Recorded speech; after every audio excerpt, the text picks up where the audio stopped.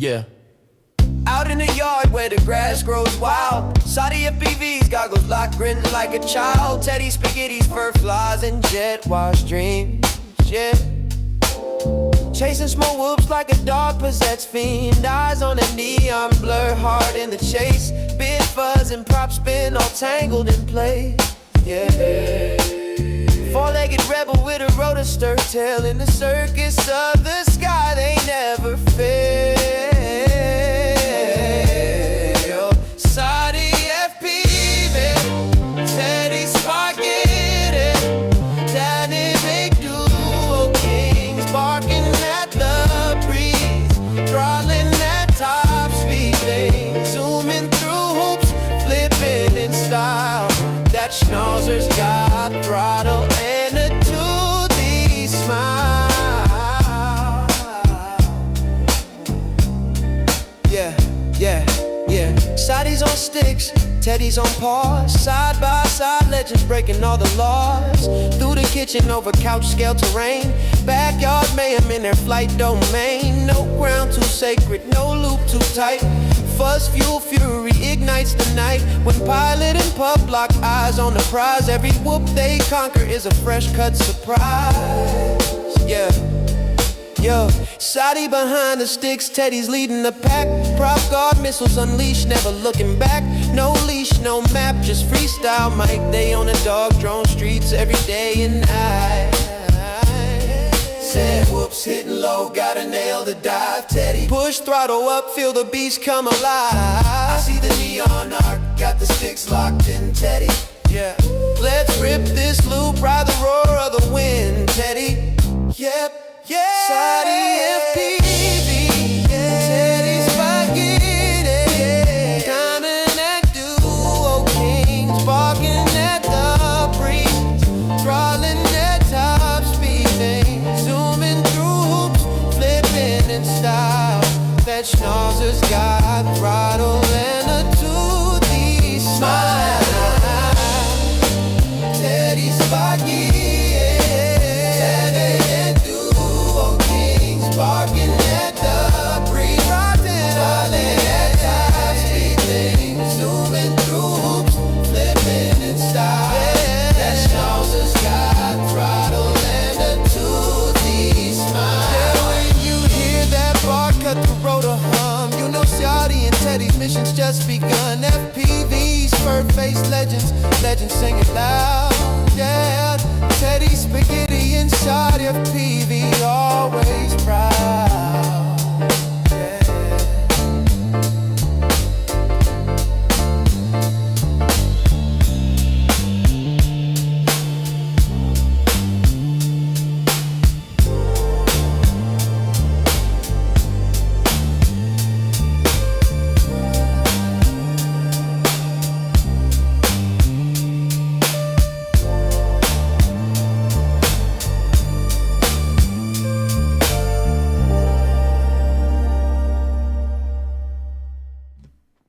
Afternoon, my friends. That goddamn song, it just lulls me into this like chill place where I want to say something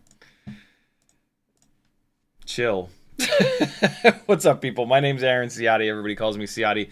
I'm exhausted. I could not sleep for shit last night, and I just got out of bed like an hour ago. So you'll see me wake up as this live stream progresses. Welcome to Sunday Q&A. We are going to be talking about the new 1002 by GEPRC, which is 25,000 kV, and absolutely blew my tits off flying it 2 days ago. I've got two identical builds. One of them has the Treetoppers on it. One of them has the GEPRC 1002 20. The Treetoppers are 802 33,000, and they're awesome. The GEPRC 1002s are 25,000 kV, which is the highest kV 1002 that we've had that has existed, and I've been screaming and yelling for, it feels like, literally years that a higher KV 1002 would be the absolute jam. And it's good to be right. It's good to be right sometimes, you know? So we're going to talk about these. I got some flight footage for you on the HD0s that we'll take a look at. And yeah, you might be buying yourself a new set of motors by the end of the live stream today. I had to wait. These went out of stock at... is that done playing yet? Let me pop this memory card out. These went out of stock as soon as I talked about them last time at Race Day Quads. And so I put I did the email me when they're back in stock thing, and they emailed me like a couple days later. I don't know if maybe they'd had some on the way or if they just found some. So I don't know if Race Day Quad still has them in stock, but yeah, that's the place that I was able to find them. GEPRC. Oh, look, I already have the... I've already been searching for them. Looks like GetFPV has them as well. So I'll put a Bing Bong in the old Fling Flong. I'll put an affiliate link in the video description.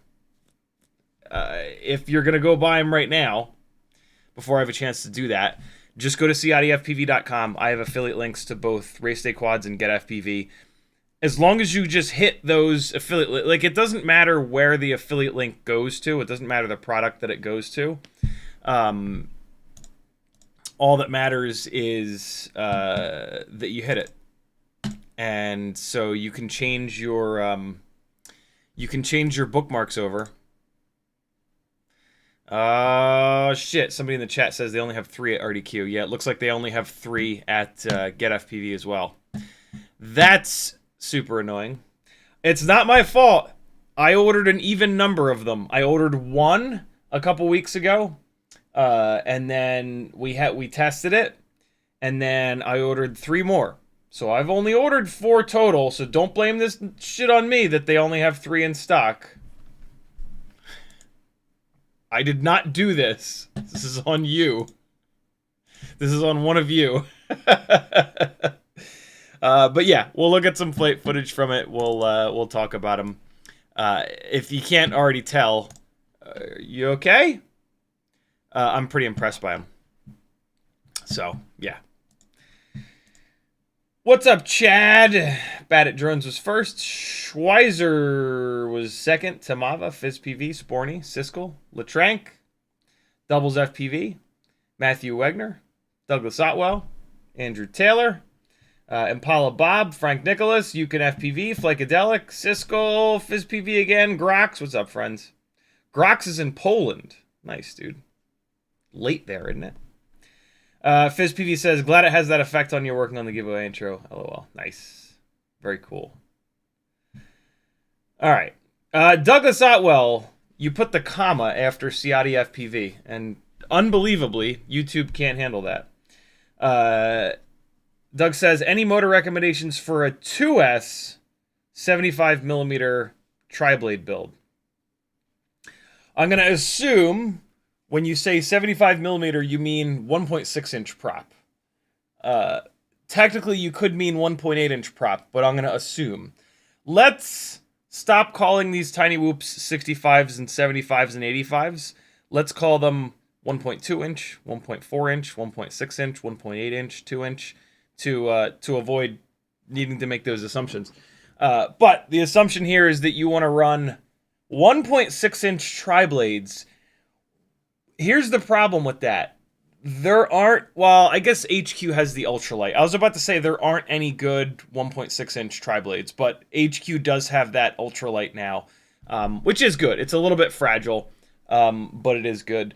So you want a little more grunt. So today we're going to be talking about motors that pair extremely well with 1.6-inch bi-blades. A 1.6-inch tri-blade is going to be significantly more draggy. You could even say 50% more draggy. because it has an entire extra propeller blade. And so you want more motor. I bet you these GEPRC 1002 25,000s are absolutely ridiculous on tri-blades. I haven't run them on tri-blades yet. They're astoundingly good on these bi-blades. There's a chance that they're not big and grunty enough for the tri-blades, but I doubt it. So the GEPRC 1002 25,000s might be your motor. If you want to be sure that you have enough grunt in the motor, I would go to an 1102. The Beta FPV 1102. Did you say, you didn't say 1S or 2S? If you're, oh, you said 2S. All right, forget everything I just said. GEPRC does make an 18,000 kV version of this 1002 though, and so you could do that with a motor limit, or you can go to an 1102. There's a Beta FPV 1102 18,000 that you can again motor limit. So if you want tons of power, and if you want the ability to go to a bi-blade and still make tons of power, which would be pretty cool because those HQ ultralight tri-blades are not durable. The GemFan 1610 bi-blade is incredibly durable. So if you go with an 18,000 kV 10 or 1102, you'll have plenty of RPM potential in that motor to do either bi-blades or tri-blades. If you're absolutely dead set on tri-blades, you can, and you want more efficiency than power, all right? I would do a 1002 14,000 kV motor. I don't think there are any 1102s that are that low of a kV. And so, yeah, RC and Power makes a 1002 14,000 kV that would probably be like God's gift to all things holy. I don't know. That motor would probably be absolutely perfect for that sort of build. It also kind of depends on the all-up weight. I'm assuming that it's going to be relatively lightweight. You're not dragging around like an O4 Pro or something crazy like that. But yeah, I just put those, speaking of those RC and Power motors, I just put them on something, didn't I? Where did I put those? Ah, no, they're sitting here. I'm actually going to be testing those RC and Power motors really, really soon. Where's the build I'm going to be testing them on? I'm going to be testing them on this setup here, which has 1002 18,000s right now. I've had these RC and Power 1002 14,000s forever. They've been on one of the tiny lifters that never get flown. And so a week or two ago, I took one of the tiny lifters apart so that instead of having two of them that I never fly, I'll just have one of them that I never fly. And I took these motors off. And they had the silly plugs on them, the newbie drone plugs. And so the other night, actually, I just finished up switching the motor leads. So these are back to regular motor leads now. When they were on the tiny lifters, they were awesome, though. And that thing is picking up a 26-gram Insta360 Go 2. So they make tons of power. They have great efficiency. They're an awesome motor. 14,000 kV is perfect for 2S. So yeah, if it's a somewhat lightweight build, those might be the perfect motors. But at 14,000 kV, if you run them on a bi-blade, you're going to have them at 100% all the time. They're going to make good power. They're not going to make, like, rip a hole in the sky power. If that's what you're looking for, 18,000s are your go-to. But yeah, 14 to 15,000 kV is kind of the perfect RPM for these types of 2S 1.6 inch, even 1.8 inch prop builds.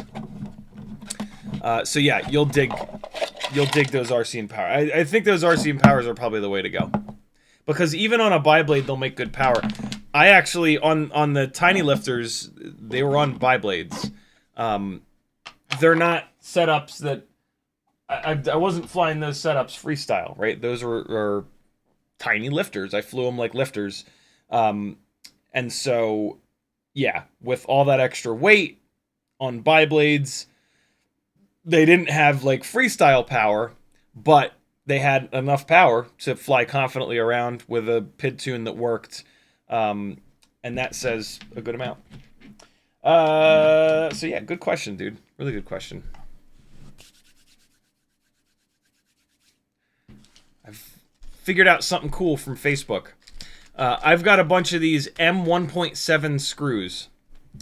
These are going to be on the Etsy shop as 1.5 millimeter prop tighteners. You can run this screw down a 1.5 millimeter prop that's fitting too loosely, and it tightens it up perfectly. Same theory as what I've always talked about with taking your sharp-tipped tweezers and going inside the hole of the propeller and scraping it around. You're pushing down some of the plastic, but then the plastic on the left and right of it rises up. These screws do that exact same thing.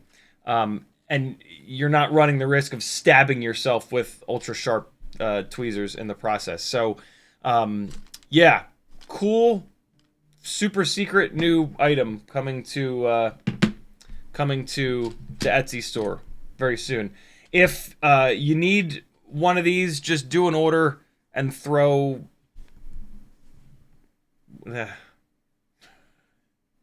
Message me if you need one right away, because it might take me a week to get them up onto the Etsy store. CiottiFPV.com is my little website with links to all kinds of stuff that you can use to support me. Patreon helps me out the most. Etsy store has a lot of really fun stuff on it.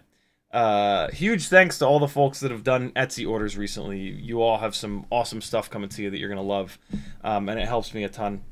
There's a Fiverr page where you can work one-on-one with me if you want to learn really, really fast, or if you want to do like the perfect build. One of the things that I offer is build planning. I ask you a ton of questions to get dialed in on what the perfect build would be for you, and then I give you a parts list and we look them up, see where they're in stock. And by the end of a half an hour, you're gonna be able to build something that actually works perfectly for your exact scenario, versus just randomly clicking on shit, watching as many YouTube videos as you can to review bind and flies or individual parts and whatnot, and then crossing your fingers and hoping that they're all going to go together well. So there's that, which is cool. What else? There's a whole bunch of affiliate links there. Make sure you're using affiliate links. Just change your bookmarks to affiliate links. Change your URL bar suggestions to affiliate links. Don't make things so hard on yourself. That's about it. NeoFlows says, any recommended PID tunes for the Air 65 for freestyle? The main recommendation is going to be to not use anybody else's PID tunes, and to take like 3 minutes and learn to PID tune for yourself. You ready? In the PIDs tab in Betaflight or in your OSD, you can roll forward and yaw left at 50% throttle when you're in the goggles with the quad powered on, and you'll get into your OSD. And then you go to like profile, and then you go to simplified tuning, and the sliders are there. Scroll down. The very last slider is the master multiplier. You take that, you fly your rig, you make sure it's not doing anything weird, it's not trying to fly away, it's not doing weird oscillating bullshit. You land it, you go in there, or you plug it into Betaflight, you take that master multiplier, you move it from wherever it is, it's probably at 1.0, you move it to 1.2. Fly it, make sure nothing weird is happening, 1.4. Fly it, make sure nothing weird is happening, 1.6. Keep doing that until the quad tells you, hey man, too much. It's gonna sound weird, it's gonna fly weird, it's gonna try to fly away on its own, it's gonna oscillate. It's gonna, like, if you stab the throttle full and then you cut the throttle quickly, you're gonna hear the motors not come down and perfectly do what you're asking them to. Instead of the motor RPM coming down with the throttle stick, it's going to like start to come down, but then it's going to go back up for a split second, and then it's going to come down. The quad is going to tell you, hey, I'm not happy. I was happy a minute ago because you've been creeping that master multiplier up, but I'm now different. I'm unhappy now. And then all you do is you take that master multiplier and you move it down. And now you've got a PID tune that is so much better than some random stranger on the internet's PID tune.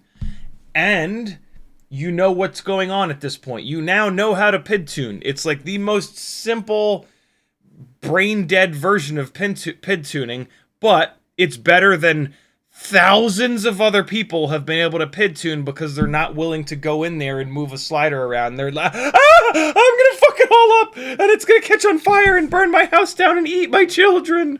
Oh, no.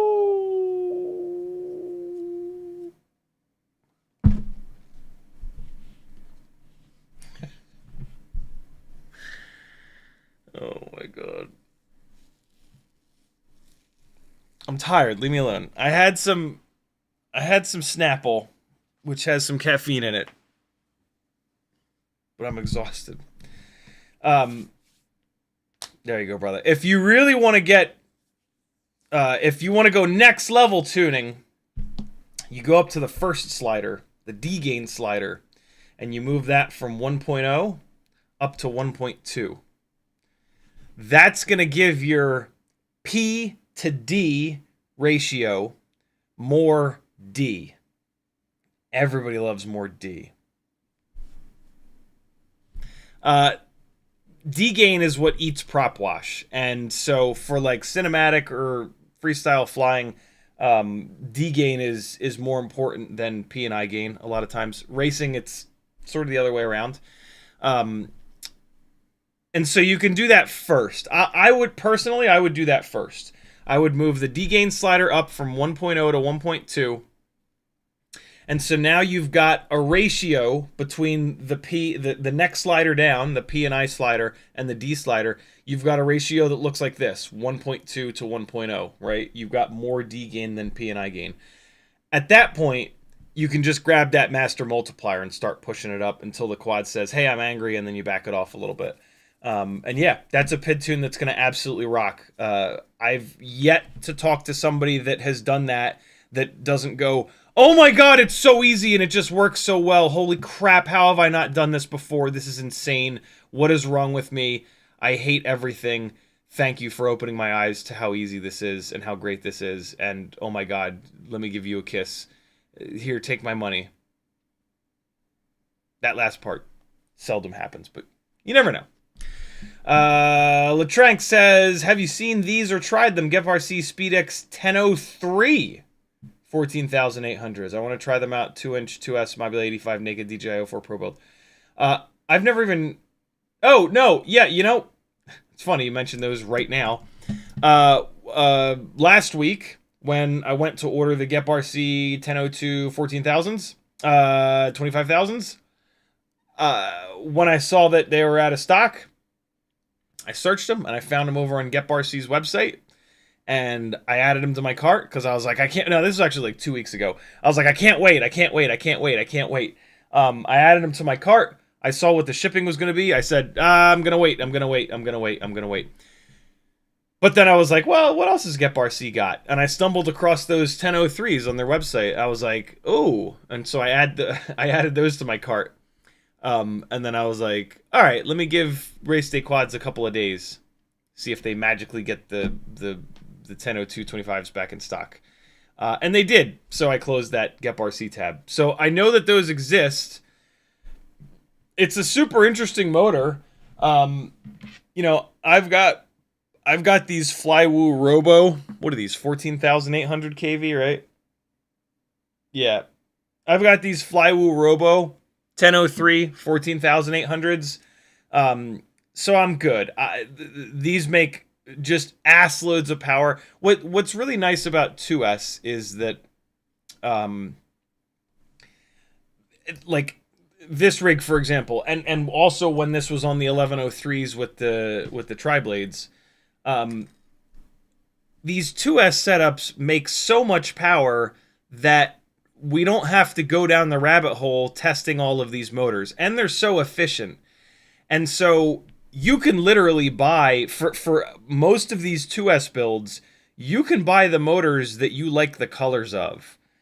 Similar to like 5-inch builds, right? There's like 30 different 5-inch motors that are all unbelievably good. And you can literally just go in there and decide, like, all right, this is going to be my red build. Which red 2306s or 2207s are there out there? Oh, T-Motor F40 Pro 4s? Awesome. And get them, and they're amazing. And, like, you know, the fact that you literally chose your motors by their color makes 0.01% of it, probably not that low, but makes 0.1% of a difference.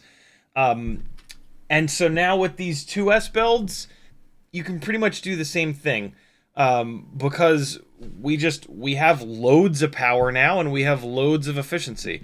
With the 1S stuff, you can't do that. There's like 2 motors that way outperform all the rest. And so, you know, you've got a choice for a 1S 1.6-inch rig, either a purple and blue motor or a silver and blue motor, because any other motor that you go with is going to pale in comparison to these. But yeah, 2S ain't like that, because it's double the voltage, and that's a huge deal, right? When we went from 4S to 6S on 5-inch rigs, it was a really big deal, and that was only a 50% bump in voltage. 1S to 2S is such an incredible increase in both thrust production and efficiency that, like, it just fixes all these problems that we've had. And until we've, like, pushed the envelope on these 2S builds, it's just like, yeah, get whichever motors you want. I think the GEPRC motors are black. These Flywoos are purple and yellow, Lakers colors. And so, which color do you like better?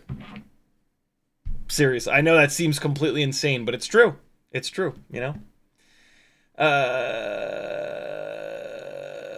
good question. Fellas, Striker says, I clicked on the stream and the first thing I hear is everybody wants more D. It's true.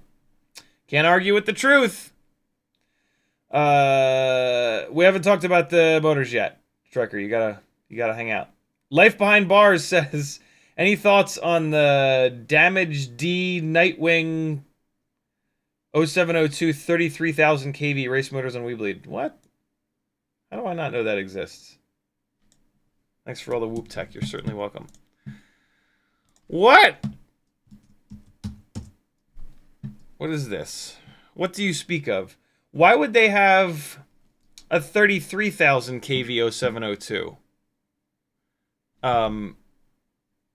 When they already sell a 32,500. Hey, internet. Start working. Oh, they're Nightwing's motors. Yeah. Well, so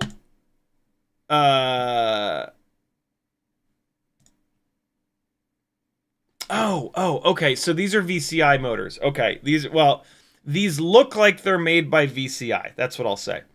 I don't know anything about them. I've these specific ones. I have run the VCI motors before, and which look a lot like these, and they were really good. There was nothing wrong with them. I prefer the old school WeBleed motors, the tiny whoop motors, and the happy model motors.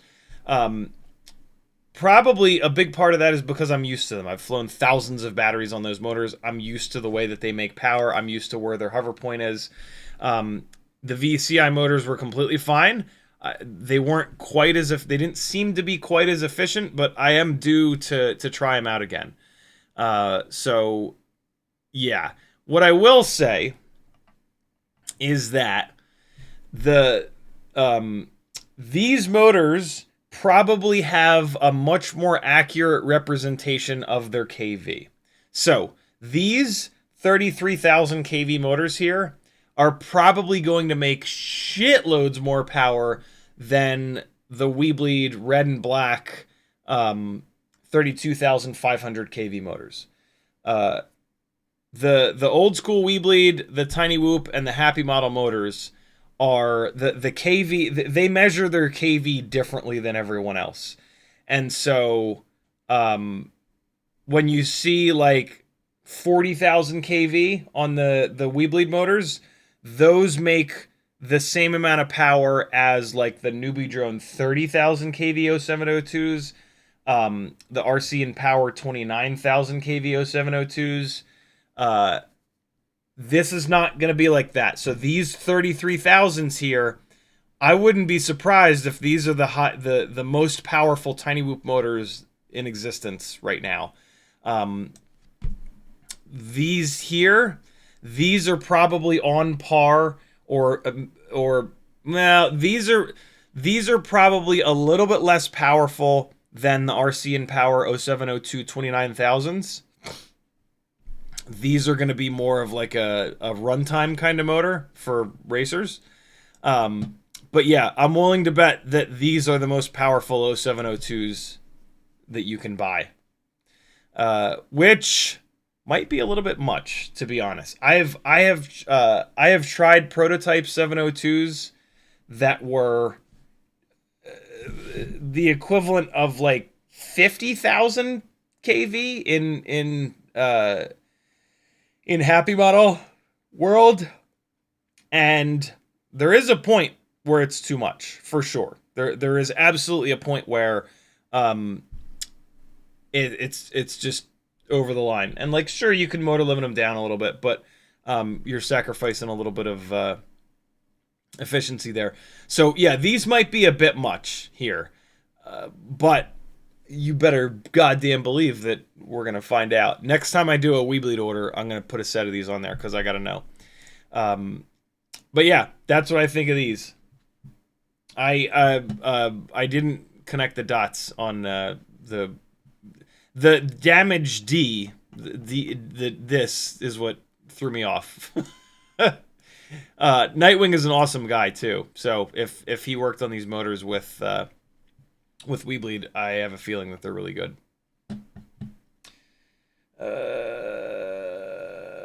Good question, Life Behind Bars. Denzel the Terrible says, a good-looking build flies 17% better. It's science.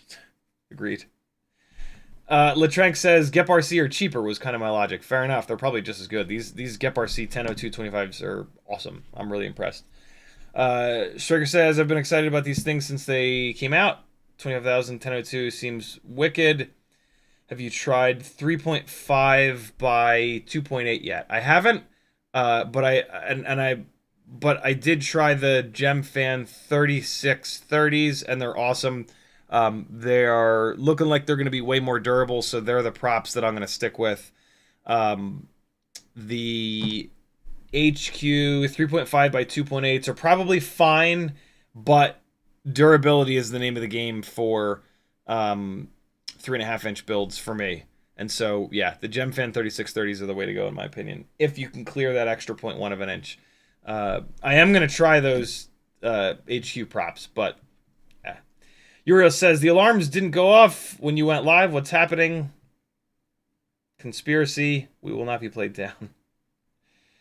Yeah, that's... notifications are tough. Life Behind Bars says, less efficiency. I'll stick with Trash Magic. How about the Bleed Eye Cam from WeBleed? Thanks. That's their new camera is the other thing that I have to try out. Haven't yet. Striker says, curious, why do you recommend to motor limit instead of throttle limit? Throttle limiting gives more resolution without taking away responsiveness. Because typically when you're running a motor that's this high of a KV, you don't want your PID loop to have access to that much power. There is a balance of... there's a really interesting balance, actually. So the PID loop...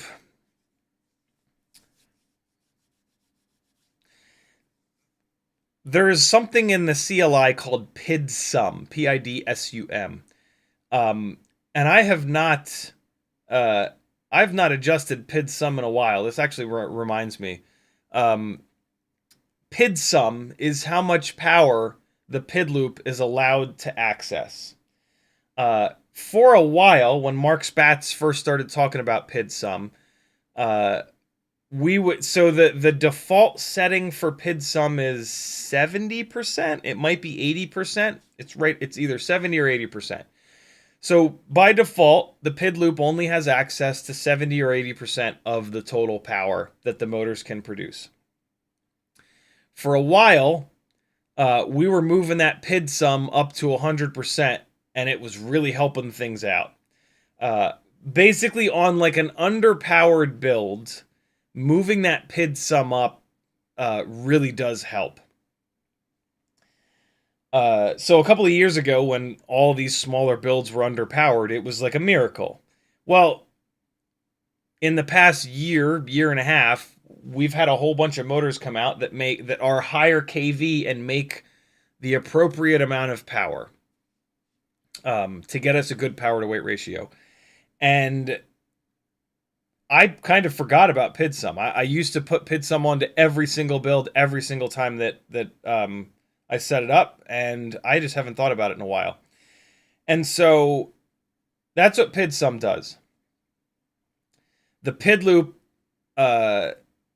loop itself is also limited by motor limiting, which is in the PIDS tab. Motor limiting basically just artificially limits the kV of the motor. So it limits the amount of power the PID loop has access to, and it also limits how much power you have access to on the throttle. This is what you want. I've had a couple of conversations with Ryan Harrell and Mark Spatz about... Okay, hold on. Before I go there. The PID values, the numbers that you put into the P and the I and the D, that they are timing. The higher the number, the earlier the error correction, which is all the PID loop really is, the earlier the error correction is going to push against error. And so it's time-based. So you've got motors and props that have a response time, which is also time-based. The more power the motor makes, the quicker that response time is going to be. The higher the kV of the motor, the quicker that response time is going to be, right? And so we have this relationship between response time, the PID values, the PIDSUM, the motor limit, right? We have this interaction here. And so these conversations that I had with Mark and Ryan were basically like, yo, why are we not giving the PID loop all the power in the world and then bringing the PIDs down a little bit? And I also tried this. I did a bunch of screwing around with either side of it, giving the PID loop all kinds of power and bringing the PID values down, the timing down, versus limiting the power and bringing the PID numbers up.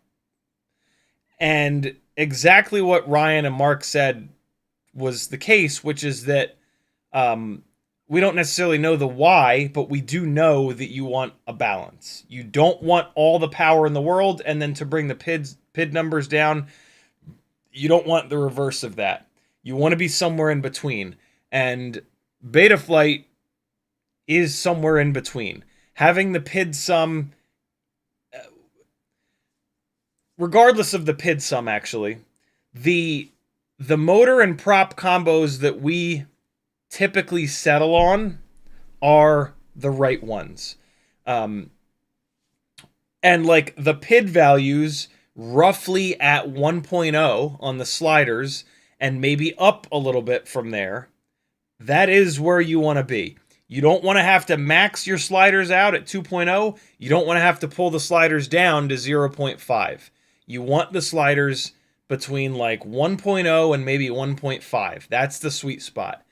And so running a really high kV motor and then leaving the motor limiting all the way up, giving the PID loop access to too much power is a bad thing. And then you go into the rates tab and you throttle limit. That's not the answer. And typically, I I really only suggest motor limiting when you're putting a motor on there that's too high of a kV. It's also just easier. It's easier to motor limit and then move the PIDs up. When you get into throttle limiting, it's a little bit more confusing. Also, to be honest, if you want to throttle limit, don't do it in the rates tab. Look up the Bardwell video about putting throttle limiting on a knob. You never use the knobs on your radio. Start using the knobs. It's the perfect use. This knob here has throttle limiting on it. And so if you really want to screw around with throttle limiting, put it on a knob, and then you can mess around with it. But motor limiting is just easy, man. It's an easy thing to do. You're not going to motor limit down to like 50%. You're going to motor limit it to like 90 or 80%. And then if the PIDs if the quad is a little bit loose, push the sliders up a little bit, and you'll be good to go. But yeah, that's the full answer to that question. I hope some / all of you went to a No Kings rally yesterday, by the way. I wore one of my favorite shirts of all time and met some of the best people on earth. And hopefully it has an impact, because holy shit, millions of people from around the world showed up to attempt to, prevent this country from falling even farther into authoritarianism. So yeah, hopefully we had some impact. It's hard to tell, but it's what we have to do. And it was really weird. Like supposedly we're these like awful, violent, like terrorists, but millions of people showed up and they were all super peaceful. It was crazy. It's almost like they're lying. That couldn't be so. They couldn't be lying about everything. Or are they just dumb? I mean, obviously they're being lied to, but they do all their own research, right? They always talk about all this research that they do. So, like, it's weird. I don't know.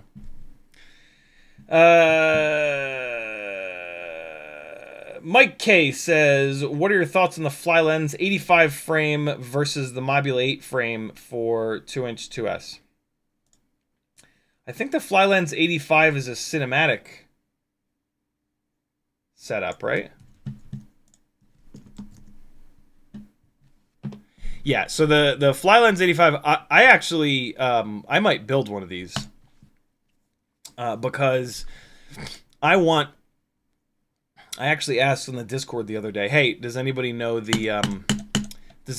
what the lightest 2-inch setup is for carrying a O4 Pro? And I've always liked this. I've always liked this Flylens 85 frame. Wow, what the fuck is going on? It's got just enough thickness on the ducts where it shouldn't, like, so, like, everybody loves the Spider Itzy so much, but, like, I don't really consider that to be safe for flying around people, because instead of having a duct, it just has, like, a razor thin, probably razor sharp piece of carbon fiber here as the guard. I know technically that the FAA rule is that you can't have any externally rotating bits that can lacerate. And so it that technically makes it legal, but, like, I don't want to hit somebody in the forehead and gash their face open on carbon fiber. I like, and so, something like this is going to be way safer. This is also going to slow this thing down. That rig also is, it's going to be too fast. This is for cinematic flying, and cinematic flying is not typically screaming around. And so, yeah, there's not much of a comparison of this versus a Mobula 8, because this is a Cinewhoop build, and a Mobula 8 is a Tiny Whoop build.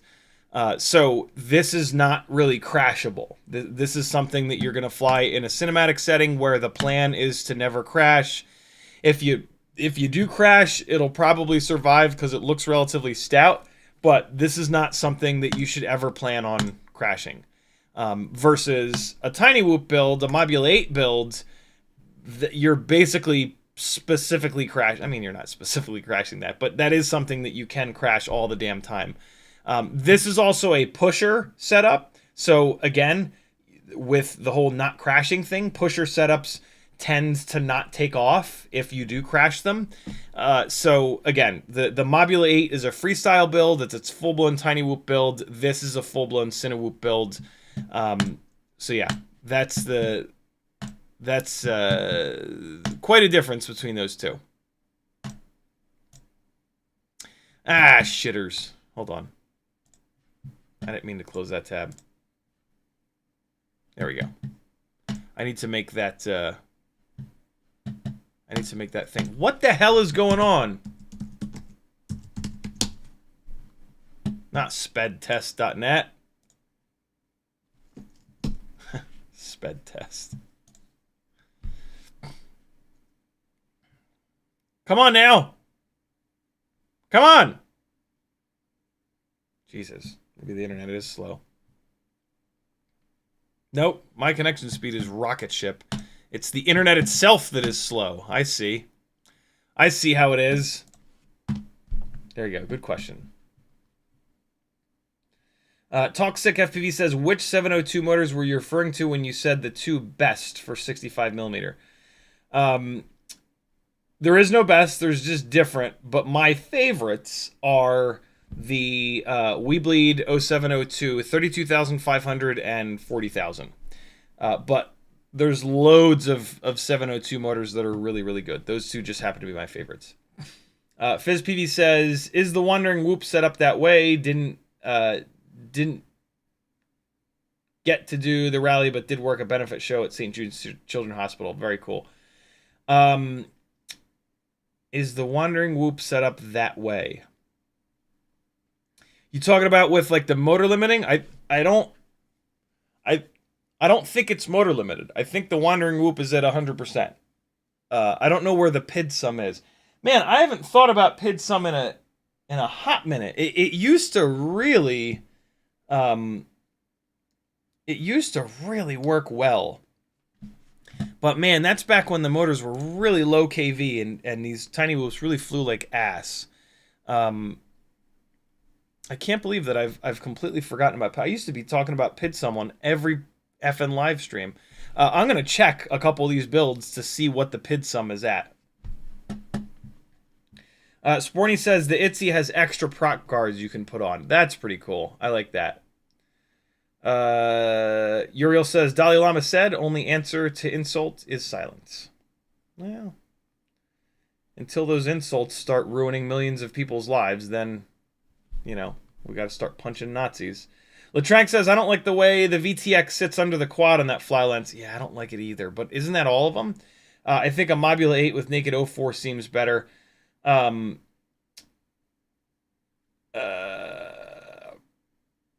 not really willing to do a naked O4 Pro. It's kind of too much money to be making it that susceptible to damage. But if you can get the ducts out of view, yeah, sure. I don't know how you would mount. Yeah, that would be cool.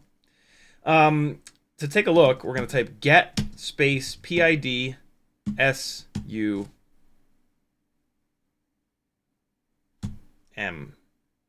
Isn't there just a... Yeah, there it is. So we've got two PIDSUMs. We've got the regular PIDSUM, which applies to pitch and roll. And then we've got PIDSUM on yaw. And I forgot, the default is actually really low. The default for pitch and roll is 500, which is actually just 50. So 50%, the PIDs actually only have access to 50% of the total power. And then on yaw, they only have access to 40%. I totally forgot. Man, it's been a long time since we used PIDSUM. I totally forgot that those limits are so low. This works really well. And now that we have motors that are powerful enough, maybe don't screw around with this. Let me take a look at this other build. I'm curious if I still have builds that have the PIDSUM cranked up to the fucking moon and That's gonna make them weird to tune. Okay, so both of these, good. So these are the two rigs I was using to compare the motors that we're talking about tonight. Both of these are on regular PIDSUM. I'm willing to bet you that most of my builds I have like updated recently enough that they are on the default PIDSUM. I don't really think that we need to be screwing around with PIDSUM. You certainly can. You won't be able to run PID values that are high. Look, here's what you don't want to do. You don't want to max out this PIDSUM, and then you have to turn your sliders down below 1.0. If you've got your sliders all the way up at like 2.0, then you can maybe start dicking around with PIDSUM. But yeah, you probably don't have your sliders quite that high. Let me check some of these 1S builds, 1.2-inch builds. Man, I'm absolutely blown away that that I just completely stopped. Ooh, here we go. Okay, so here's a build with the PIDSUM cranked all the way up, default value 500, and I've got this maxed. Let me guess, this is on an older version of Betaflight. 4.4.3. So let's take a look, actually. This is a 1S 1.2-inch build on 0702 36,000 kV motors. Let's see where the PID sliders are. See, the PID sliders are not that high up. 1.4 and 1.1. And so basically on this build, the PIDSUM is allowing the PID loop to access a lot of power, and then I'm not needing to push these sliders up a little bit more. So what I kind of could do on this build is back the PIDSUM off, and then that would allow me to push these sliders up higher. I'm not going to do that because these sliders are in this sort of nice middle ground. And so this build is probably okay. If I pulled in and this build was up like this, well, actually, if I pulled this up and this build was here, I would be wanting to take that PIDSUM down. Usually they don't perform all that well when you have to move these sliders down below 1.0. So if this build was like this, I would maybe screw around with the PIDSUM, but it isn't. And so what I'm going to do instead is I'm actually just going to back the PIDSUM off a little bit. I don't necessarily want it set at 100% anymore because we've got these really powerful motors. But what I'm going to do is type set, S-E-T, and then space, P-I-D-S-U-M, and then it gives you your two options here. So I'm going to move, so the PIDSUM limit, which is pitch and roll, and then yaw, which is yaw. So I'm going to do set PIDSUM limit equals, and let's do 80. Ah, balls. Oh, no, it needs to be 800, sorry. Set PIDSUM limit equals 800. That's how to do 80. And then we're going to do set PIDSUM limit yaw equals 70. From the factory, they have that offset of 50 and 40, so let's keep that offset. Oh, for God's sakes. Set PIDSUM limit yaw equals 700, not 70. There we go. Save it. And so now, potentially, this rig will be a little bit more chilled out. The Betaflight defaults are really good. Never forget that. Never forget that the Betaflight defaults have had years and years and years and tens of thousands of hours of effort put into them. And so straying too far from those defaults is usually not a great idea. That's just like a nice rule of thumb to kind of have. Come on now. Can you connect, please? Can you connect? Oh my god. Yeah, there you go.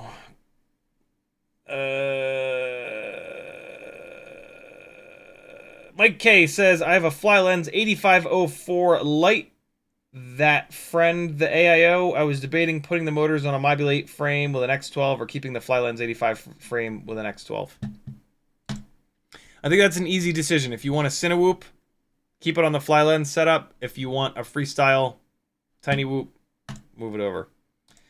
This is now the same rig, but on 40,000 kV motors. I'm super interested to see if this has the PIDSUM cranked up. It does not. Okay, so this has 40,000 kV motors, but the PIDSUM is default, 50 and 40. And so now when we go to the look at the PID sliders, look at that. So even though this has higher kV motors, the PID sliders are actually even more aggressive, but it has that PIDSUM turned down. And so here's what I'm actually going to do. I'm going to turn the PIDSUM up on this thing. So both of these rigs were dialed. On the one with the 36,000 kV motors, I turned the PIDSUM down. On this one with the 40,000 kV motors, I'm going to turn the PIDSUM up, and we're going to see what happens when I fly the 6 batteries. In theory, this one, the green build here, should be a little sloppy, and then this red build should be overtuned. So we're going to do set PIDSUM limit equals 800, and then we're going to do set PIDSUM limit yaw equals 700 and save. This will be cool. I'm actually really excited to fly now. I did a lot of screwing around with PIDSUM way back when, and basically where I ended up with it was that on underpowered builds, max that shit out. On overpowered builds, leave it default. On just regular powerful builds, bring it up to that 80-70. That's the setup that I kind of settled on. Let me see something on these. Where are the PID sliders? Oh, you know what? I don't know if I've really tuned these guys. These are the 1S 1.6 inch setups. I don't think I've spent much time. Nah, you know, I have tuned this one on the Treetoppers. I have moved the sliders around. Let me see where the sliders are at, though. Because, like, if the sliders are all the way maxed out, which they might be, yeah, see, these sliders are starting to get really high. So these two rigs might benefit from a little bit of PIDSUM. So I might screw around a little bit more with PIDSUM on these two to see if it'll clean them up a little bit better. Hugh Jellen's in the house. He says, Chrome has been super slow for me today, too. That's interesting. Why would Chrome be so slow? I don't know. Computers, man. What a nightmare. Life Behind Bars says, I'd normally give the WeBleed 32,500s a 5 out of 5, but they get 20 out of 20 for me. Yeah, they're really good. 32,500 kV on with whatever scaling that the motor manufacturer is using is really, really good. Just enough power, but not too much. Great efficiency. B Mondin says, hey, I bought an O4 Lite off an eBay reseller. It's my first O4. It kind of looks like shit. I've tried all the settings, everything. Any idea why? It kind of looks like shit is not enough for me to go off of in order for me to be able to, like, actually try to help. The only guess that I can possibly make is that everything is set to auto and you're flying in lower light. And with everything set to auto, it'll allow the ISO to go through the friggin' roof. And then that'll make a lot of, like, digital video noise. So you want to limit your ISO. Make sure that this goes for any small censored camera. So every single camera that we use in all of FPV, other than full tilt lifters, you always want to limit your ISO to like absolute max, like 800. The O4 Pro seems to be able to get away with 1600, but 800 is the easy number to always limit your ISO to. Even better is to limit the ISO to 400, especially on the really small sensor cameras like the O4 Lite. So yeah, try that. That's the only thing I can think of because kind of looks like shit. Didn't really tell me much. Prevail, hello. All right, caught up. GEPRC 1002, 25,000 kV motors. What a blast. Oh my God, here comes some flight footage, and I'm gonna throw these guys on the scale, throw these two builds on the scale and talk about them. So the first battery that I flew was on these really ELRS with hand wound 802. What are supposed to be 36,000 kV motors.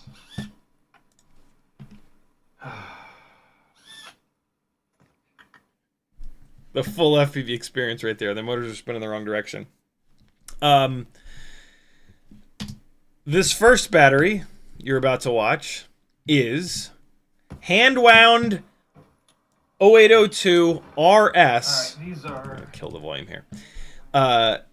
Happy model 0802 RS 0802 motors. These are the motors that come with the Mobula 7 1S ELRS that Cloudhopper hand wound to be 36,000 kV.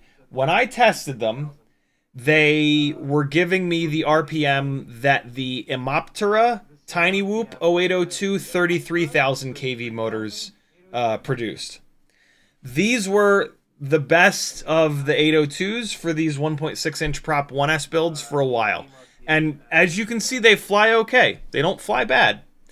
But when the Treetoppers came out, which are 802 33,000 kV, I tested them back to back like I did here. Same batteries, same everything. And the Treetoppers gave me more power and more efficiency. So there's something going on there. Something was optimized with the Treetoppers, and they're definitely like the way to go. But I wanted to retest that, and so I put these motors, and I'm gonna keep, unless Cloudhopper wants them back, I'm gonna keep these motors because it's really cool that he made these for me. I don't know what I'm gonna use them on, but yeah, they're just it's just super cool that somebody hand wound a set of motors and sent me them on an entire build. It was incredibly generous of Cloudhopper. Really cool guy. And so yeah, this is me retesting these motors. As you can see, they fly fine. They don't like knock your socks off, but fun to fly. This is a Mobula 7 1S ELRS build that I swapped the motors on, and I swapped the propellers on. They're on HQ ultralights, which are 1.6 by 1.2 by 2. That's it. It's got a lightweight antenna on it, but really, that's it. Fairly straightforward kind of build. So this is our baseline here. Fly, 2.5 minutes. So let's take a look at the RPM on a fully charged battery. So here's the full throttle hit. Here's another full throttle hit. Really just letting it sit at full throttle for long enough to get the motors up to top RPM. And then, so we've got 49,100 RPM on these hand wound, basically 33,000 kV 802s. All right. And so then we fly, and the runtime that we get is 2 minutes and 43 seconds. Pretty standard stuff. The battery is bouncing back in voltage to 3. Well, I'm just going to tell you, all three of these batteries bounced back to the same voltage, okay? So 2 minutes and 43 seconds from these motors. Then we go to the Treetoppers, the WeBleed Treetoppers, which are awesome. Same battery, different build, but same build. It's a Mobula 7 1S ELRS. And so we're going to take off here, and we're going to do our big full throttle hit. Whop! Full! Leave it. Good. Same amount of time. Back it up. Second one to take the same amount out of the battery. Land it. And now we've got an extra 1,000 RPM. 50,000 RPM. That doesn't sound like much, but you can absolutely feel it. These Treetoppers are awesome. Here's the crazy thing, though. We fly, fly, fly, fly, fly, fly, fly, fly, fly, fly, fly, fly, fly, fly, fly, fly, fly, fly, still flying, still flying, still flying. 3 minutes and 3 seconds, and the battery is bouncing back a little bit higher, actually, 3.64. And so both of these, I'm actually going to let this play so that you guys get to see how the Treetoppers fly. I don't think you'll be able to see a difference, but in the way they actually fly, but I'll just let it roll anyway. And so, yeah, the Treetoppers are really good. Are they as good as 2S? Absolutely not. 2S on a 1.6-inch prop build like this, it'll turn way higher RPM, and it'll run way longer run times, and it's only like a 2-gram weight penalty if you do it with BT 3.0 on the 300 mAh Tiny Whoop batteries. So, like, 2S is still the way to go. But if you have a bunch of these 1S 450 mAh batteries floating around that you don't want to sell, these rigs are very fun to fly. As you can see, they're a little bit lighter than the 2S builds, not lighter enough, but they're light, they're quick, they're fun for outside. Yeah, nothing wrong with this. This is a fun build to fly. If I was only going to have one of these 1.6-inch builds, though, it would be a 2S for sure. So yeah, this is the Treetoppers. They're really good. What I've always kind of wondered about with these 802s is, are they too small of a stator? Are we overheating them and losing efficiency when we're at full throttle? And so now these GEPRC 1002s are going to answer that question, because an 802 is a 4-to-1 ratio, right? 2, 4, 6, 8. To 802. So 2, 4, 6, 8, 4 to 1. That's a pretty good ratio of width to height, but it's a small motor, and 33,000 kV is a high-ass kV. And so even motors that have a good ratio of width to height, if it's a really small motor and you're turning a really high kV, you can still get it hot, and you can still potentially get it too hot. And when motors get hot, the magnets lose their magnetism, and they become a lot less efficient. The 1002 is a 5-to-1 ratio, a little bit better than 4-to-1, but the big thing is that it's just a bigger motor.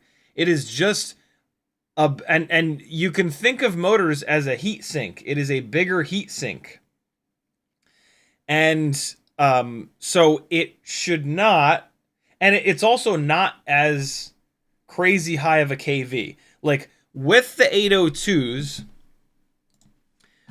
we're kind of bandaging the fact that it's a really small motor by cranking the kV up to the moon, which is fine. We do this on the 702s as well. It's how we keep these 1.2-inch builds really, really, really lightweight, which is really important when flying inside the house. When flying outside the house, it's not as important to keep the weight absolutely down as low as humanly possible. And so now we've got these 1002s, which are significantly heavier. Look at the weight difference between these two. Ready? So the rig that you were just watching is 23.2 grams. The rig that you're about to watch is 26.8. 802s are very light compared to 1002s. Also, the 802 rig has a really, really, really lightweight antenna, and this has a proper ORT micro V, so this is like a 0.2 gram penalty here. Other than that, they're the same. Mobula 7 V3 frame, Mobula 6 canopy, Runcam Nano 3. X12 AIO.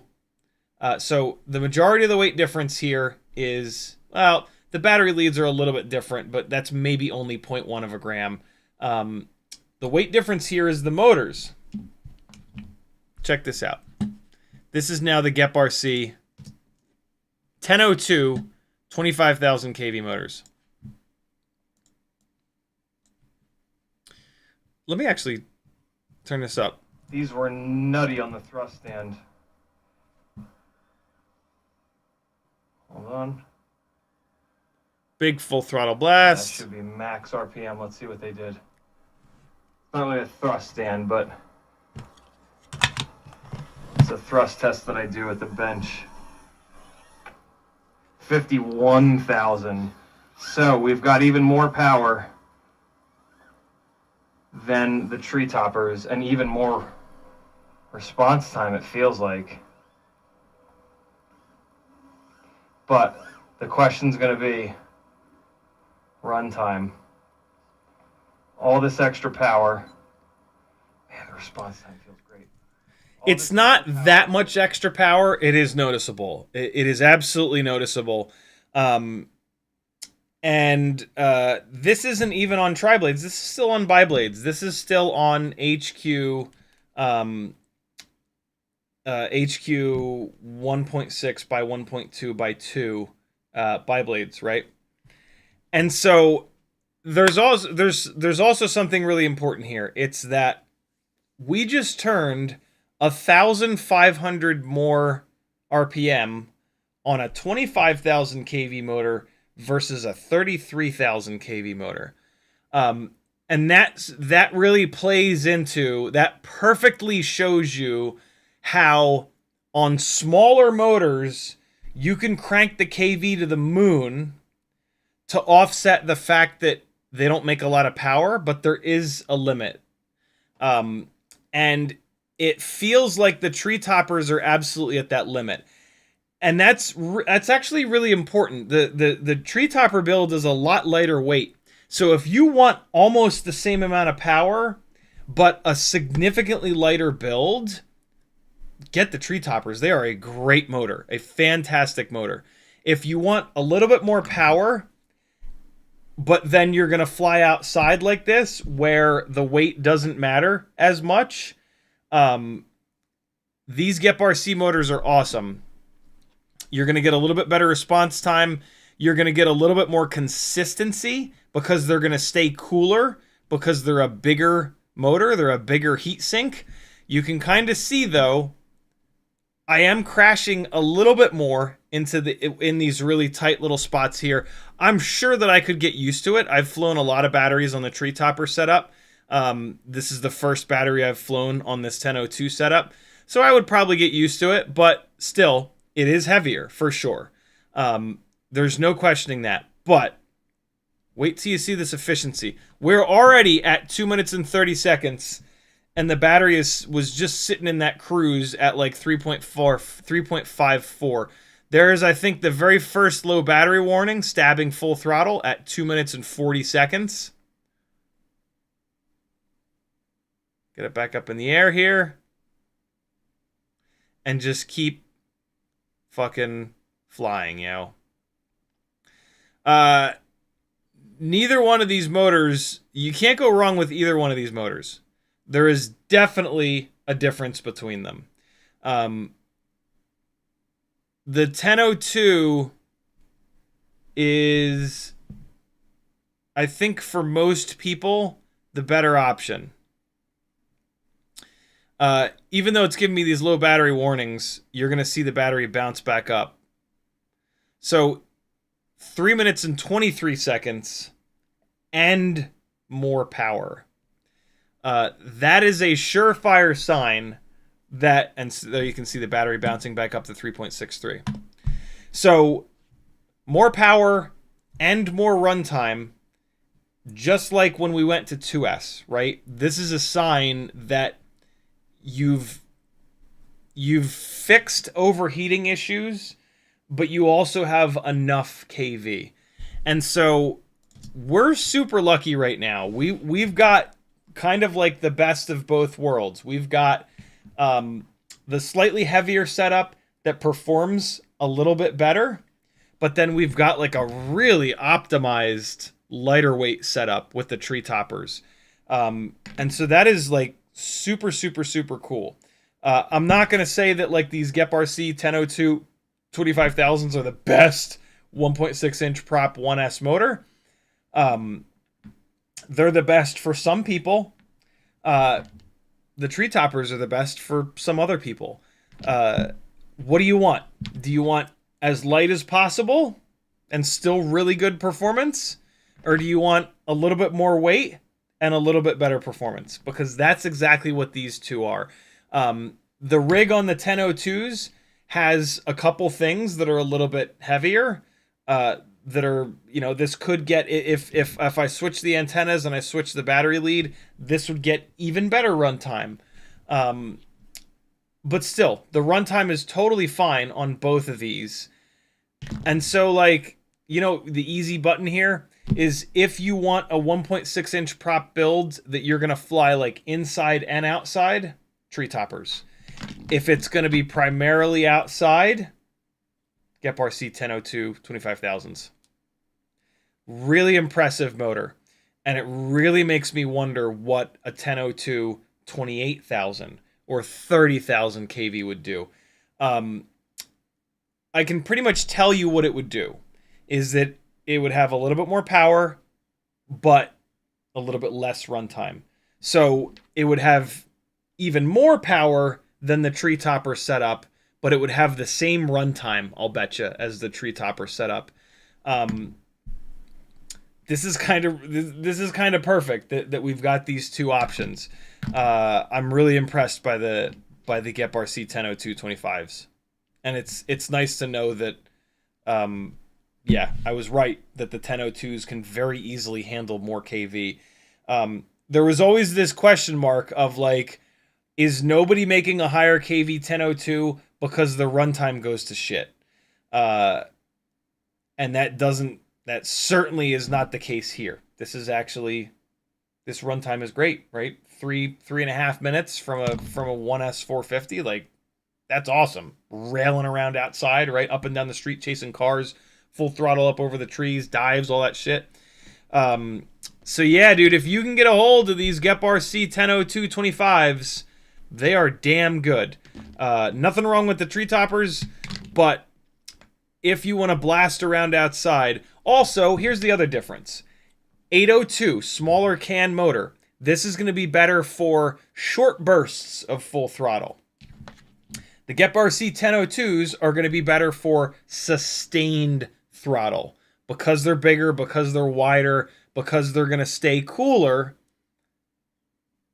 they're a better bet for if you want to fly it bigger outside. If you want to go charging up and down the street, you know, like this, the bigger motor is going to be better.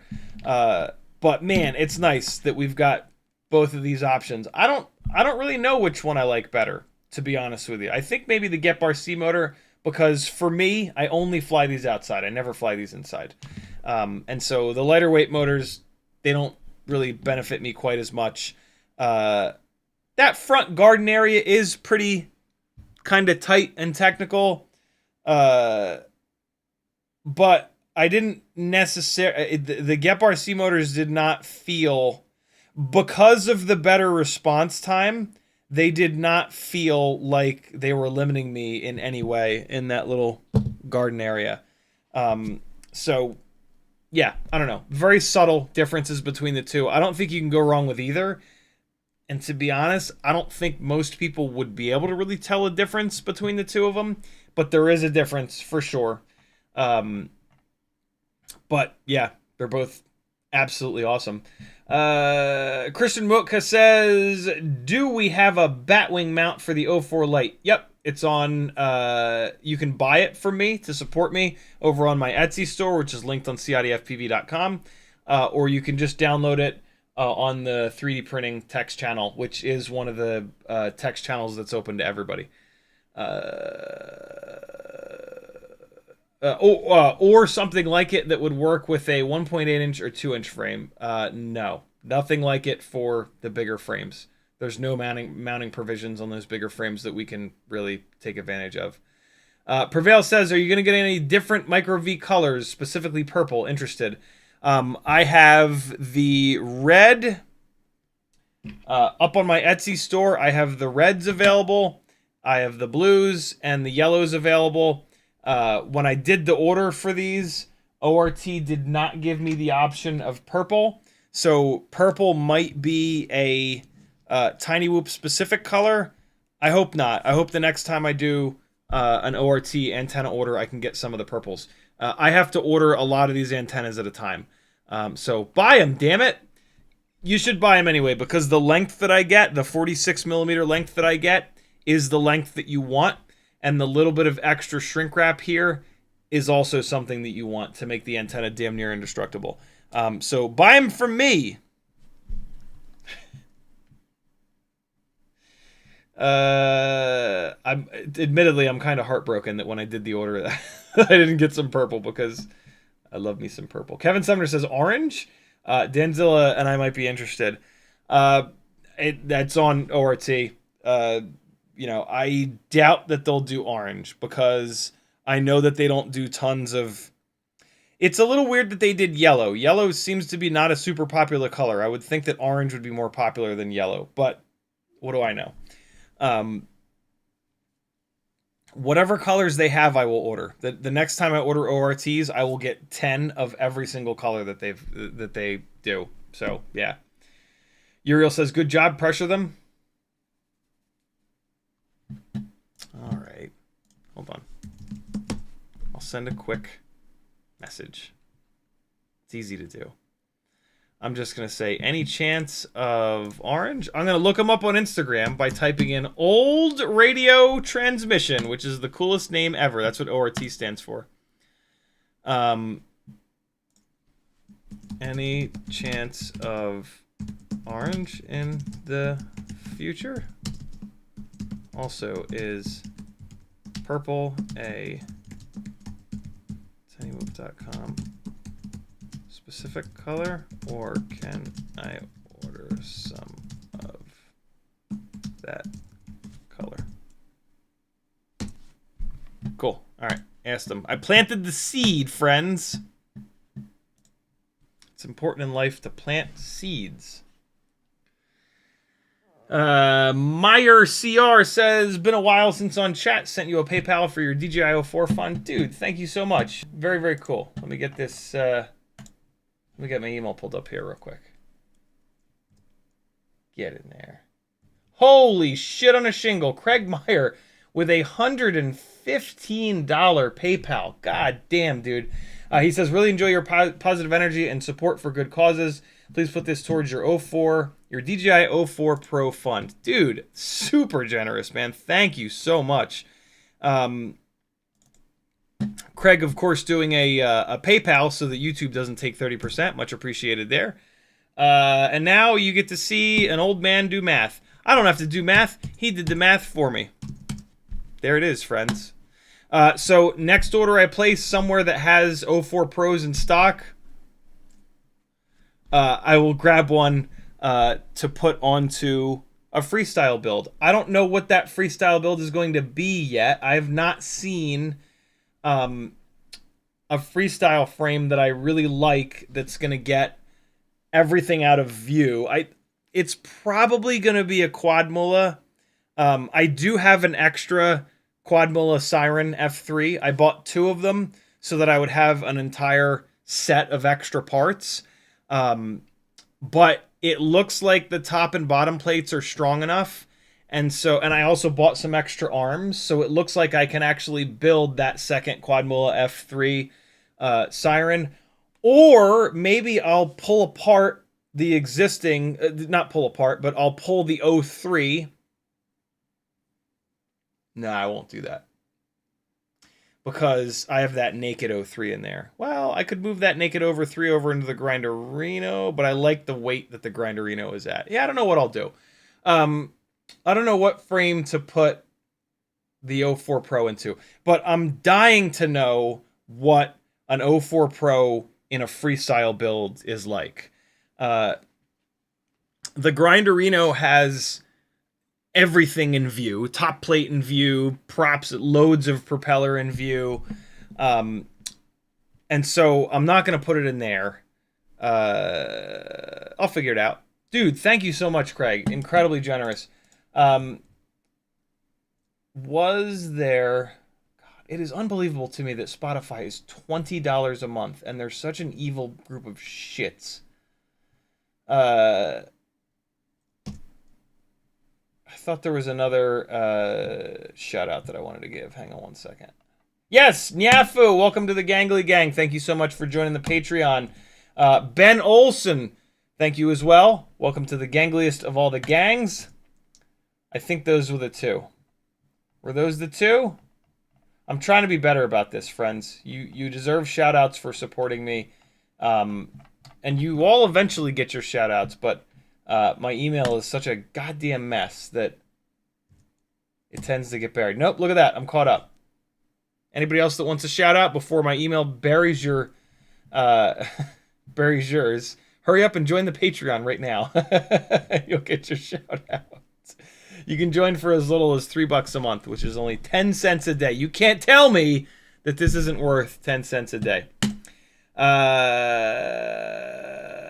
Kevin Sumner says, aren't JB's colors purple and yellow? They are indeed. He needs... Man, I wish I had like lots of money and I could just send him this 2-inch build and be like, yo, check out how good this is, and the motors are in your colors. If I ever switch to a different 1003, I will send him these and be like, yo, trust me, you want to do an O4 build with these. O4 Lite build with these. Life Behind Bars says, way to rub the efficiency of the GEPRCs in our face when we can't buy them, LOL. Only available on Rotorama or Rotor Village, so no luck in the States. I have a feeling they'll be back in stock. I mean, somebody needs to buy the 3 that Race Day Quads or GetFPV have, because I bet you they'll restock them. So take one for the team, buy the 3, they'll restock them, you get that one extra. Yeah, they're good. They're good. If you have the Treetoppers, though, I would not like run out and buy them. If you've got the Treetoppers, just stick with what you got. But if you've been thinking about getting the Treetoppers, but you didn't because you wanted something that was more efficient with better response time, buy those 3. Meyer CR says, you can use that money for whatever you want. No DJIs around. I can wait. It's all good. Chef Bruno says, little birdie say, check Fly High in the next few... Oh, that's right. That's right. Fly High has... and there's something else I need to get from him.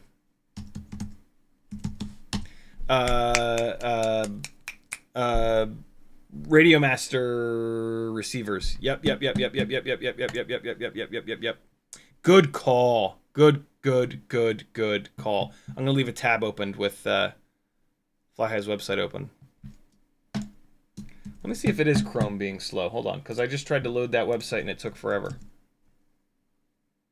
Firefox. Yeah, no, Firefox is super quick. How? Wow, fucking Chrome, you idiots. I really need to get all the way off Chrome. You can't, though. There's certain things that only work on Chrome. It's maddening. But I need to get more off of Chrome than I currently am. Here's Fly High's website. Let's see if he has the Radio Masters that I need on the website. I can't think of which one it is right now, but as soon as I see it, I'll know. No, it's not on here. It's the XR. It's the XR1.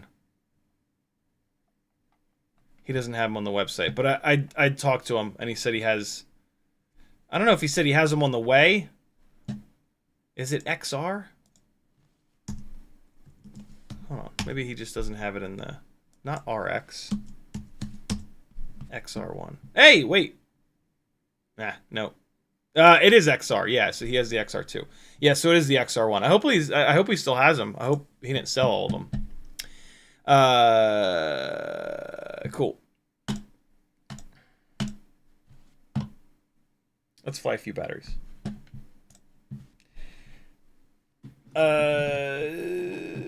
Islander FPV says, which O4 Pro bind and fly are you going to order to get your air unit before they stop shipping to the US?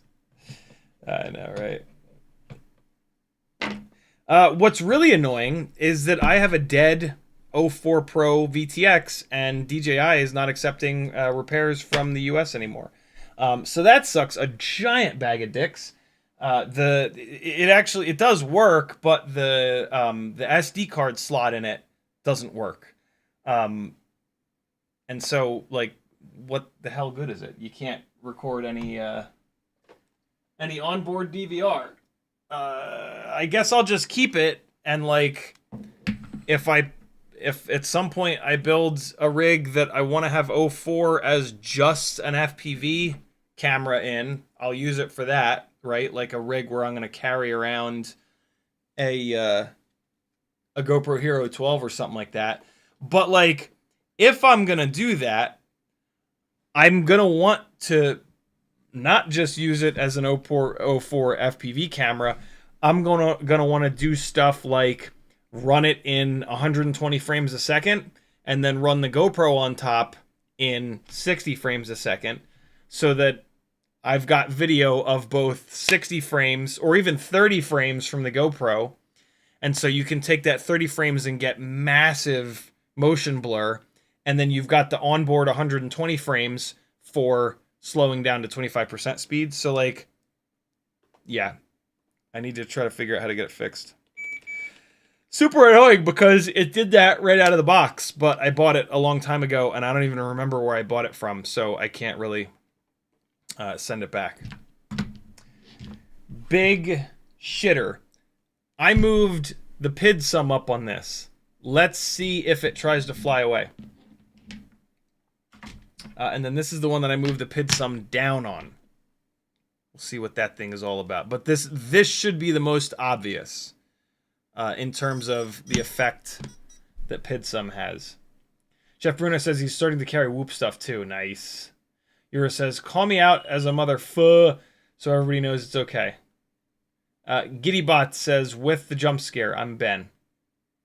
Ah, nice. Thank you, dude. Jump scare because you didn't expect to hear your name. I'm super happy that you were here on a live stream where I gave you your well-deserved shout-out, though. Ramalala says, reflow the SD card socket. You know, I did take the top of it off to try to get down to the board and like maybe look at the SD card slot. I couldn't get it pulled apart, dude. They don't build these O4 Pros in a way that's even remotely easy to take them apart. And like, I'm still holding out hope that they might start accepting US repair stuff again, and so I don't want to go mangling it because they've been fixing stuff for free. And this is now ever so slightly overtuned.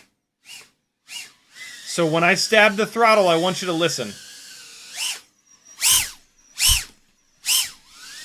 Hear how it doesn't come all the way down to idle? It's not that bad, but it kind of like,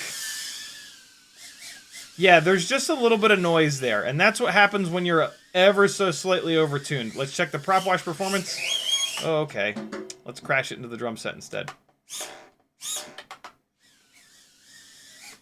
Oh yeah, and it was just freaking out a little bit. No prop wash at all. But watch this. So, we've identified that it's overtuned. So we're just going to back it off a little bit. Just a little bit. This rig is on 40,000 kV motors. And so now I want you to listen again. It's still a little bit noisy, actually. Still no prop wash.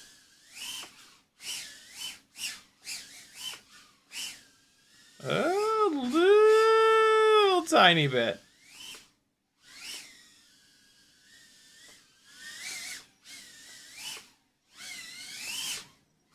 Oh, get back in there, you bastard. Oh, man. Uh-oh. What the hell is happening here? What? How is this possible?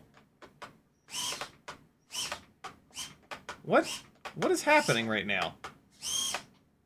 Oh, it's in, but how the fuck did it get in between the gate and the wall? The gate should be right up against... Oh, I got this fan plugged in here.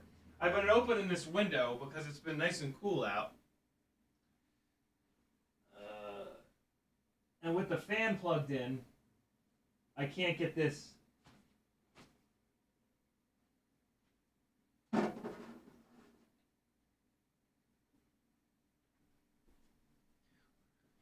Basement dweller problems, friends. Basement dweller problems.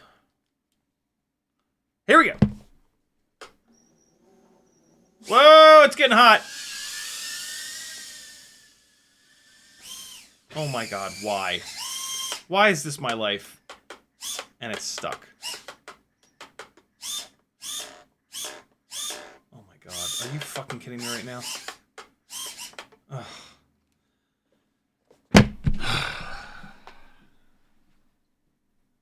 Some days just be like that, I guess. It was just like impossibly perfectly caught. Let's just chill and get this core temperature down.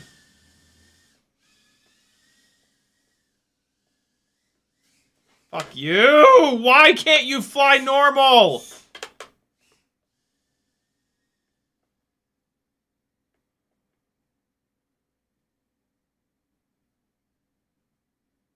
Why is this on? There's no one here. There's no one here to watch Snoopy Halloween.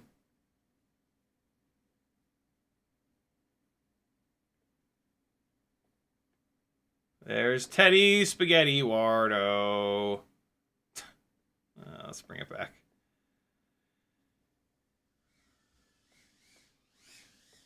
So there you go. PIDSUM wasn't some magical thing that made it any better. It's the same. It's a balance. You balance the amount of power that the PID loop can access with the timing on the PIDs themselves. Let's go to the rig that I pulled the PIDSUM down on. And we're gonna fly a lava battery. So now we're on 36,000 kV 0702s from tinywhoop.com. This is the green build. Here we go. There he is. He couldn't stay away.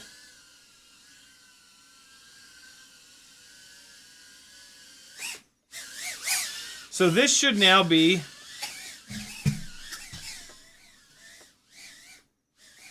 This should now... should now be undertuned.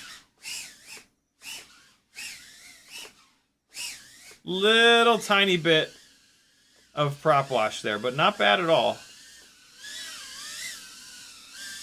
Let's listen.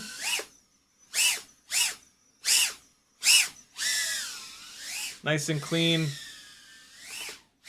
When I chop the throttle there. Hey.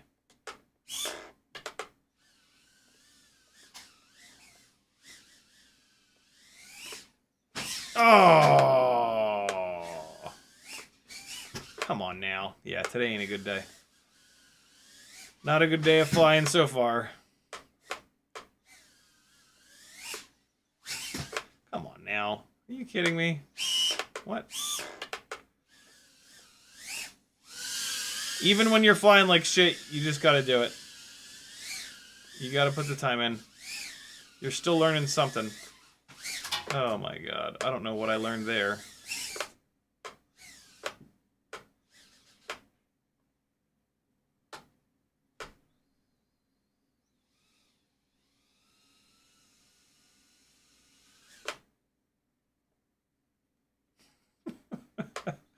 Look at his skinny little legs, man. This dog looks silly without the long hair, just like me. Woo! Hey!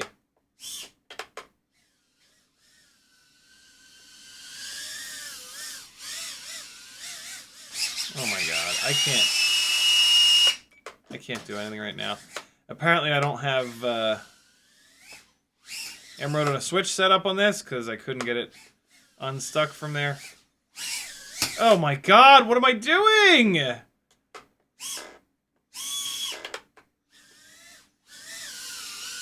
Hope you guys are flying better than I am today. That was me reaching for the button to turn the... reaching for the switch to turn the OSD back on. And coming off the throttle. And crashing into the goddamn ground! Over and over and over again.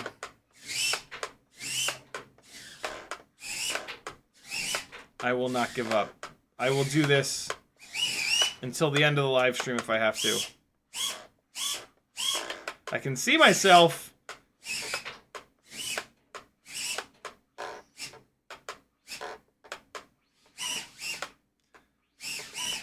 Oh my god, please!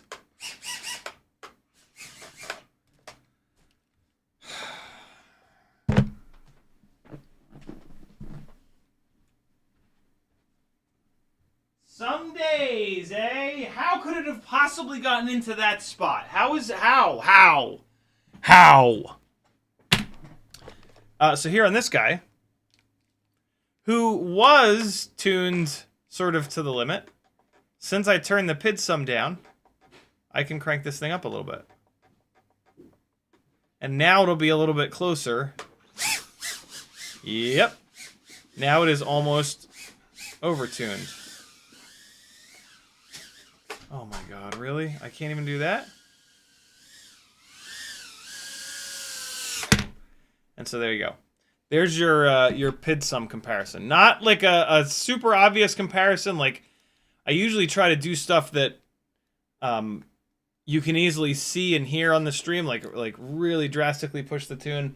But with what we did, I can't really do that because we are in the world of subtleties here. Only moving those sliders like a little bit, like 0.2, that's not enough of a change for it to become super obvious. I'm actually going to pull the tune back down on this because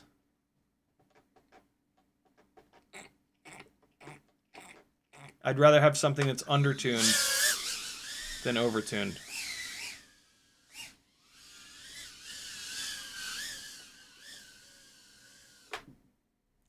He seems to be excited. Let's play into it. Nope. Doesn't care. Doesn't care. Oh my god, really? Screw you!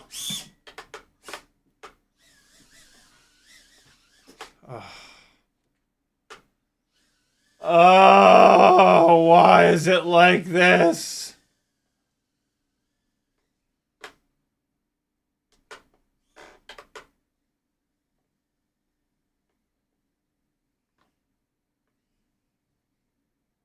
I'm gonna crash this thing into a sink full of dishes. Watch. That hang time, man. Look at the float! Into the dog bowl in 3, 2, 1. Hey, look at it! That was a hard crash. Hey, look at this! I got the family a Chuck Norris Total Gym. There was one of these in my house growing up, and it's really nice, actually. And you can get them on, woo! That was cool. You can get them on Facebook Marketplace for like $100. It's a body weight thing. You lay on this sled here, and then you pull yourself up, and it's adjustable, adjustable height here. And yeah, it works really well.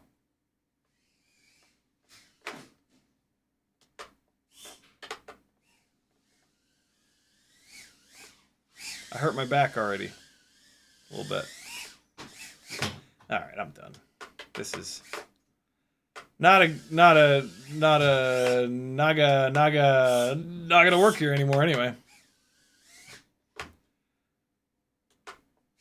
I'm just for the last like 30 seconds, all I've been trying to do is give up and fly back to myself.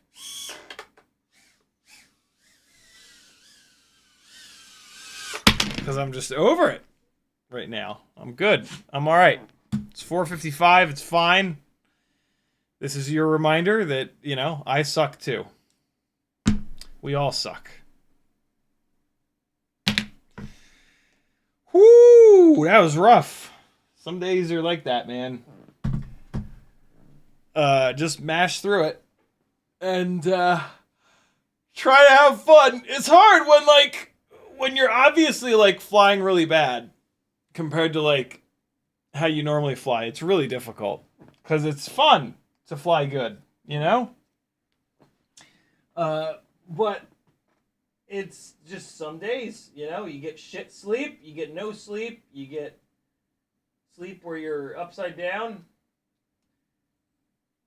And some days you just look, tiny whooping inside is absurd. It's unreasonably difficult. And so there are going to be days where you absolutely crash into everything. And that's okay. I have those days too. We all do. Just you know, if you're well adjusted enough to just smash through it and still force yourself to have some fun, awesome. If not, like me, just stop flying and come back to it the next day. There you go. Some PIDSUM info for you. Sporny says, you're now the proud owner of my literal last $3. Use them wisely. Thank you, dude. Sporny jumping on to the Gangly Gang. Thank you, brother. Very, very cool of you. Much, much, much appreciated. All right, people. Wait, no. Hold on. FizzPV says, don't feel bad. I crashed 3 times in a row last night where each time I happened to land in so much hair, it was 20+ minutes each time to get it back going. Oh, my God. Over an hour to fly 5 batteries. Oh, my God. GiddyBots with the last comment on the live stream says, always excited to catch your stream. Zoned out after a big event yesterday. Combat robotics. Ooh, that's cool. Trying to wake up enough to play Crash the Whoop. That's what we did today. We played the game Crash the Whoop. Nice. Thanks for hanging, people. I'll see you guys tomorrow night at 10 o'clock. I'll have gotten some sleep for sure by that point. Pretend that I said something clever and funny now. Here's some random flying. I'm just gonna grab. Oh! Here's ripping around Patrick's place with a 1.2 inch build. I think I flew a few batteries. Oh no, even better. Here is flying a 5-inch build. Check this out. On Amazon, you can get this little thing. You can get this little flashlight that is basically a Session5-sized. And then you can, and it's bright as hell. It's got a built-in battery, and then you have to push it pretty hard. It's a little bit bigger than a Session 5, but the Brain 3D side load mounts will stretch enough for you to put this in here. And you can have a very bright, I killed the battery the other day, but you can have a very bright headlight on your quad. You don't get to film HD, but whatever. This is an analog sort of Starlight camera. This is the Foxier Toothless Nano Starlight Edition. It's not a proper Starlight camera. Normal FPV cameras are, the lux rating is 0.01. This camera, the lux rating is 0.001. The proper night cameras are 0.0001. So this is somewhere in between. It's really good at night. You're about to see how good at night it is, because I flew it around with this, trying to chase Seneca's ground pounder. And it was hysterical. Here you guys go. I'll see you tomorrow night at 10.